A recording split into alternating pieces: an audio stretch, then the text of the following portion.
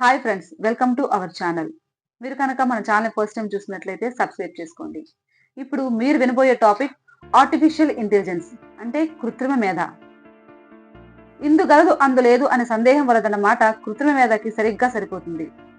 Artificial intelligence అనగా అదేదో software ఇంజనీర్ల భాష, మనకు సంబంధం లేదు అనుకుంటాం. కానీ తెల్లారి లేచిన దగ్గర నుంచి రాత్రి పడుకునేదాకా అడుగడుగునా అది మన వెన్నంటే ఉంటుంది.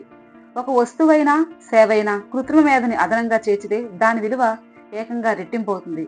అందుకే విద్య నుంచి వైద్యం వరకు, వ్యాపారం నుంచి వ్యవసాయం వరకు ఇప్పుడు ఆర్టిఫిషియల్ ఇంటెలిజెన్స్ ప్రమేయం లేని రంగం లేదంటే అతిశయోక్తి కాదు.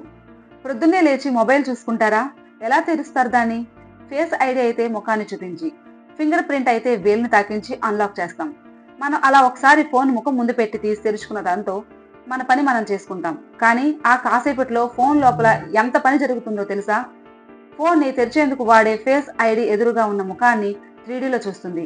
ఆ ఒక్క క్షణంలోనే మనకు కనిపించకుండా దాని నుంచి 30,000 ఇన్ఫ్రా రెడ్ చుక్కలు ముఖం మీద పడి ఫోటో తీస్తాయి.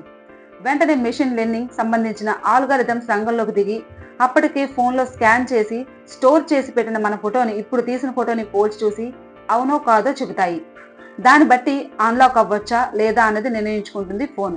ఈ పని మొత్తం జరిగేది ఆర్టిఫిషియల్ ఇంటెలిజెన్స్ తోనే. ఇక ఫోన్ తెరవగానే సోషల్ మీడియా యాప్స్ లోకి వెళ్ళడం చాలా మందికి అలవాటే. ఫేస్బుక్, ట్విట్టర్, ఇన్స్టా ఎందులోకి వెళ్ళినా అక్కడ మనకున్న వందలాది స్నేహితులు పోస్ట్ చేసేవన్నీ మనకు కనిపించడం అసాధ్యం. వాటిల్లో నుంచి కొన్ని మాత్రమే కనిపిస్తాయి.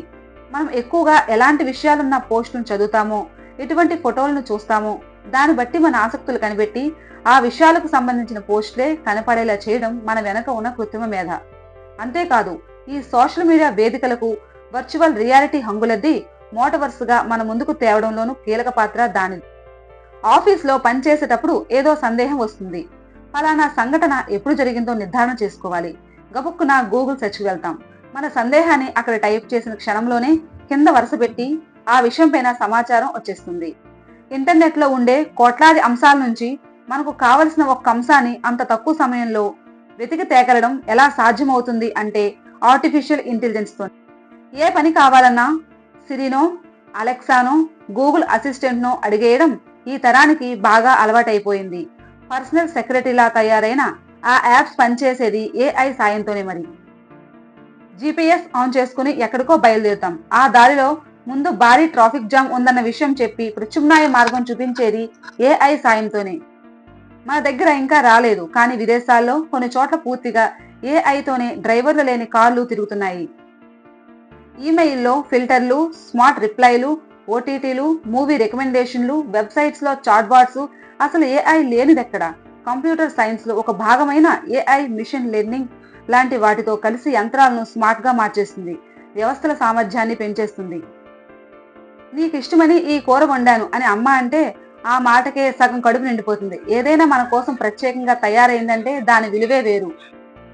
అందుకే ఇప్పుడు మన పనులన్నిటికీ పర్సనలైజ్ చేస్తుంది ఆర్టిఫిషియల్ ఇంటెలిజెన్స్. ఆ క్రమంలో మన సమయాన్ని, డబ్బుని, శక్తిని ఆదా చేస్తుంది, పనుల్ని సులభతరం చేస్తుంది. అసలు ఇంతకీ కృత్రిమ మేధ అంటే ఏమిటి? మనిషి కోసం మనిషి తయారు చేసుకున్న మేధస్సు కాబట్టే దీనికి కృత్రిమ మేధ అంటున్నారు.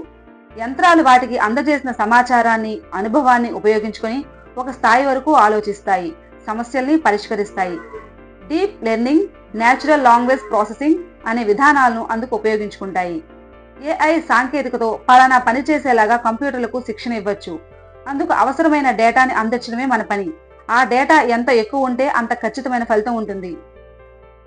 యంత్రాల చేత మనిషిలా పని చేయించుకోవాలన్న కోరిక ఇప్పుడు కాదు.